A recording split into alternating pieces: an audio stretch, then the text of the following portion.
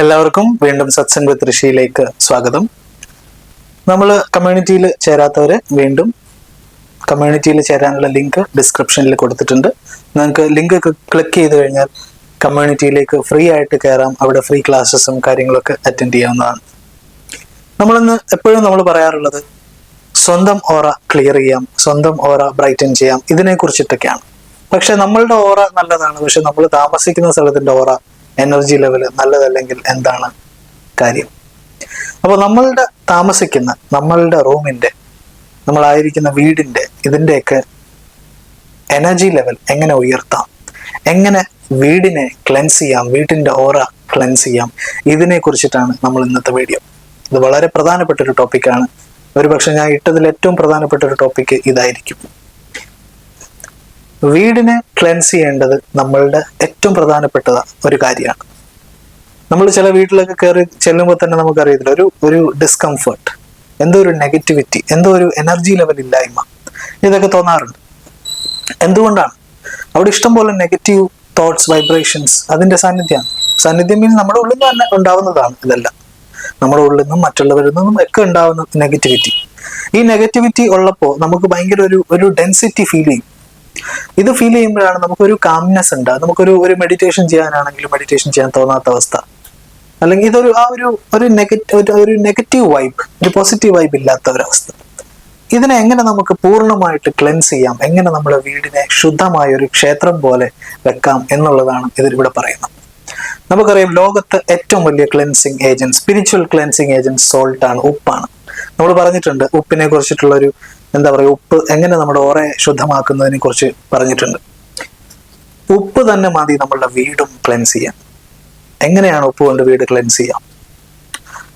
ഉപ്പ് വീടിന്റെ കോർണേഴ്സിലായിട്ട് വെക്കുക. എസ്പെഷ്യലി നമ്മൾ കൂടുതൽ ആൾക്കാർ വരുന്നത്, കൂടുതൽ നമ്മൾ ടൈം സ്പെൻഡ് ചെയ്യുന്ന സ്ഥലത്തൊക്കെ ഉപ്പ് ഒരു ബൗളിൽ, ചെറിയൊരു ബൗളിൽ കുറച്ചുപ്പ് തുറന്നാണ് ഇരിക്കേണ്ടത്, തുറന്ന് വെക്കുക. ഏതുപ്പാണ് വെക്കേണ്ടത്? കല്ലുപ്പ്. കല്ലുപ്പ് എന്ന് പറഞ്ഞു കഴിഞ്ഞാൽ സീ സോൾട്ട്, റോക്ക് സോൾട്ട് അല്ല, സീ സോൾട്ട്, അയഡിൻ ചേർക്കാത്ത പരിശുദ്ധമായ സീ സോൾട്ട്.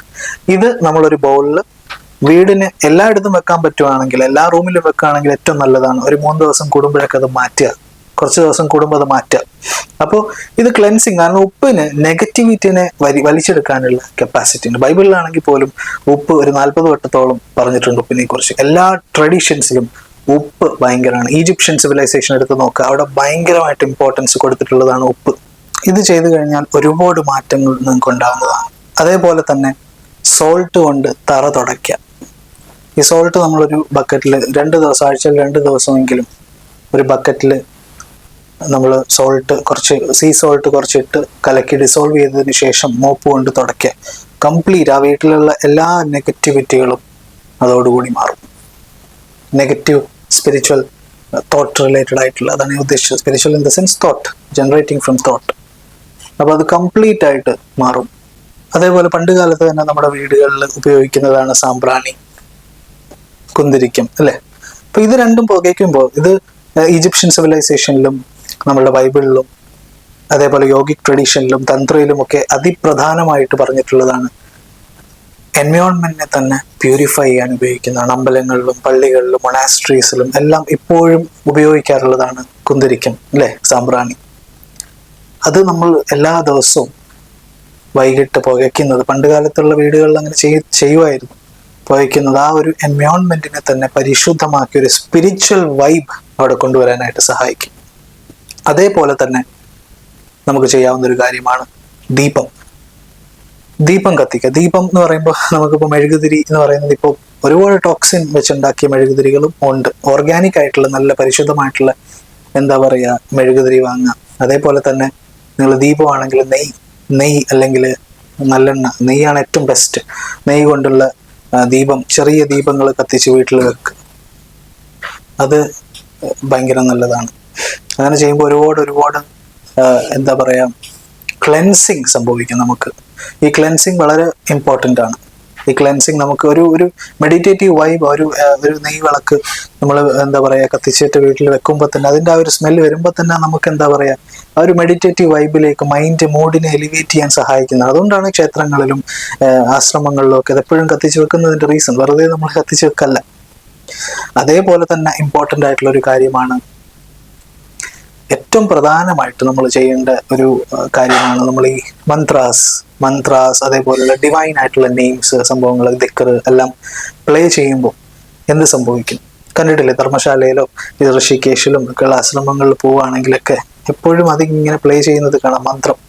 മന്ത്രമുപരിതമായ എന്നൊക്കെ പറയാറില്ലേ. അപ്പോൾ എന്ന് പറഞ്ഞാൽ ആ ഒരു, നമ്മൾ ഒരിക്കലും ഞാൻ പറയാനാണ്, മന്ത്രം എന്ന് പറഞ്ഞു കഴിഞ്ഞാൽ മനനാത്രായതേ ഇതി മന്ത്ര എന്നാണ്. അതായത് മന്ത്രം മനനം ചെയ്യുന്ന ആൾക്കാണ്, ആളെ രക്ഷിക്കുന്നതാണ്. അപ്പോൾ നമ്മൾ സ്വയം നമുക്ക് എഫക്റ്റ് വേണമെങ്കിൽ നമ്മൾ ആ മന്ത്രം ചൊല്ലുകയാണ് വേണ്ടത്. പക്ഷേ മന്ത്രം കേട്ട് കഴിഞ്ഞാൽ ഒരു പ്ലാസിബോ എഫക്റ്റ് ഒരു അത്രയും മാത്രമേ ഉണ്ടാവുള്ളൂ. മനസ്സിനൊരു സ്വസ്ഥത ഉണ്ടാവും എന്നല്ലാതെ സ്പിരിച്വൽ ആയിട്ടുള്ള ഒരു എഫക്റ്റ് ഒന്നും മെഡിറ്റേഷൻ ചെയ്യാതെ സ്റ്റാർട്ടേഴ്സിന് ഉണ്ടാവില്ല. മെഡിറ്റേഷൻ ചെയ്യുമ്പോൾ ഒരുപാട് ഡീപ്പ് മെഡിറ്റേഷനിലേക്ക് പോകുന്നവർക്ക് കേട്ട മാത്രയിൽ തന്നെ ഒരു ട്രാൻസിലേക്കൊക്കെ പോകാം. പക്ഷേ നമ്മൾ ഇത് പ്ലേ ചെയ്യുമ്പോൾ ആ അറ്റ്മോസ്ഫിയർ, ആ ഒരു സ്ഥലത്ത് ഒരുപാട് മാറ്റങ്ങളുണ്ടാവും. മന്ത്രങ്ങൾ പ്ലേ ചെയ്യുമ്പോൾ ആ സ്ഥലം ഒരു ക്ഷേത്രം പോലെ പവിത്രമായി മാറും. ആ സ്ഥലം മന്ത്രം പ്ലേ ചെയ്യുമ്പോൾ അല്ലെങ്കിൽ ദിക്കർ പ്ലേ ചെയ്യുമ്പോൾ ഒക്കെ, ഡിവൈൻ ചാൻസ് പ്ലേ ചെയ്യുമ്പോൾ ആ ഒരു ഡിവിനിറ്റി, ആ പോസിറ്റിവിറ്റി ആ സ്ഥലത്ത് എങ്ങും നിറയും. അതുകൊണ്ടാണ് പണ്ട് കാലത്ത് മുതലേ നമ്മൾ ചെയ്യുന്നതാണ്. ഇപ്പോൾ ബുദ്ധിസ്റ്റ് മൊണാസ്ട്രീസ് അല്ലെങ്കിൽ ഇപ്പോൾ പല രീതിയിൽ നമ്മൾ പ്ലേ ചെയ്യൽ മാത്രമല്ല, പല രീതിയിൽ മന്ത്രങ്ങൾ ചെയ്യാറുണ്ട്. അത് ഏറ്റവും ഇമ്പോർട്ടൻ്റ് ആയിട്ടുള്ളൊരു കാര്യമാണ്.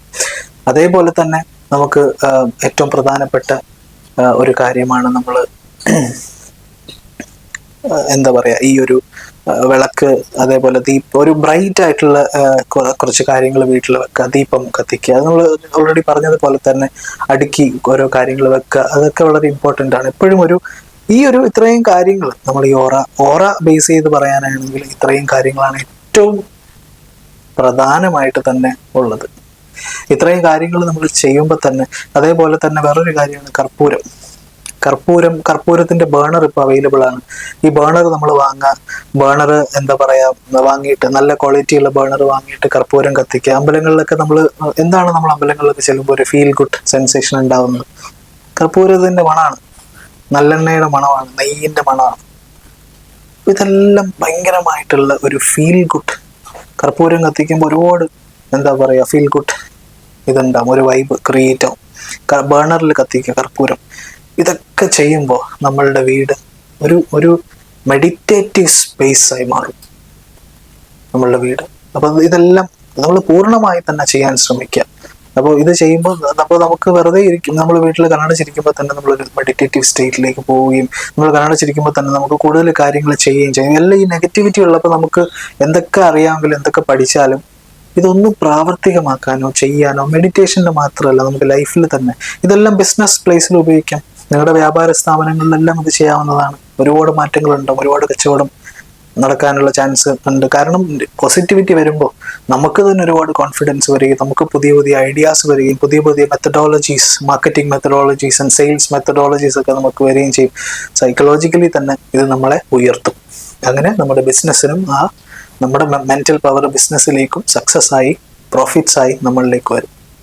അപ്പോൾ ഇത് ചെയ്യുക, എല്ലാവരും ഇത് പ്രാക്ടീസ് ചെയ്യാം. അതേപോലെ തന്നെ ഞാൻ ഒരു ഗ്രീൻ താര കോഴ്സിനെ കുറിച്ച് ഞാനിപ്പോൾ അനൗൺസ് ചെയ്തിട്ടുണ്ട് കമ്മ്യൂണിറ്റിയിൽ. അത് പങ്കെടുക്കാൻ താല്പര്യമുള്ളവർക്ക് അതും പങ്കെടുക്കാവുന്നതാണ്. 2 ദിവസത്തെ ഒരു വർക്ക്ഷോപ്പാണ്, 1 മണിക്കൂർ വെച്ച് വരുന്ന ശനി ഞായറുമാണ്. നിങ്ങൾക്ക് വളരെ ചെറിയൊരു എന്താ പറയുക ഫീ വെച്ചിട്ടാണ് നമ്മളത് ചെയ്യുന്നത്. അപ്പോൾ എല്ലാവർക്കും പങ്കെടുക്കാൻ താല്പര്യമുള്ളവർക്കൊക്കെ അത് പങ്കെടുക്കാം. അപ്പോൾ ഈ വരുന്ന ശനി ഞായറും സൂമിൽ ലൈവായിട്ടായിരിക്കും ക്ലാസ് ഉണ്ടാവുക. അപ്പോൾ കമ്മ്യൂണിറ്റിയിൽ ജോയിൻ ചെയ്യാനുള്ളവർക്ക് താഴെ കാണുന്ന ലിങ്ക് ഫ്രീ ക്ലാസ്സസും അല്ലാത്തുള്ള ക്ലാസ്സസും അനൗൺസ്മെന്റ്സും കാര്യങ്ങളൊക്കെ അതിനകത്ത് ഈ ഇപ്പോൾ പറയുന്ന വീഡിയോസിനെ കുറിച്ചിട്ടുള്ള ക്ലാരിഫിക്കേഷൻസും പുതിയ ഒരുപാട് വീഡിയോസും എക്സ്ട്രാ ആയിട്ടും അതിനകത്ത് പോസ്റ്റ് ചെയ്യാറുണ്ട്. അപ്പോൾ എല്ലാവരും ഇതെല്ലാം പ്രാക്ടീസ് ചെയ്യുക. നമ്മൾ ശുദ്ധീകരിക്കുന്നത് പോലെ തന്നെ അതിനേക്കാളേറെ ഇമ്പോർട്ടൻ്റ് ആണ് നമ്മൾ ഇരിക്കുന്ന സ്ഥലം ശുദ്ധീകരിക്കേണ്ടത്. അത് ശുദ്ധീകരിച്ചില്ലെങ്കിൽ നമ്മൾ ശുദ്ധമായിട്ട് കാര്യമില്ല. ഓക്കെ, അപ്പോൾ എല്ലാവർക്കും വളരെ നല്ലൊരു ദിവസം, വളരെ നല്ലൊരു ബുധനാഴ്ച ആശംസിക്കുന്നു. Thank you.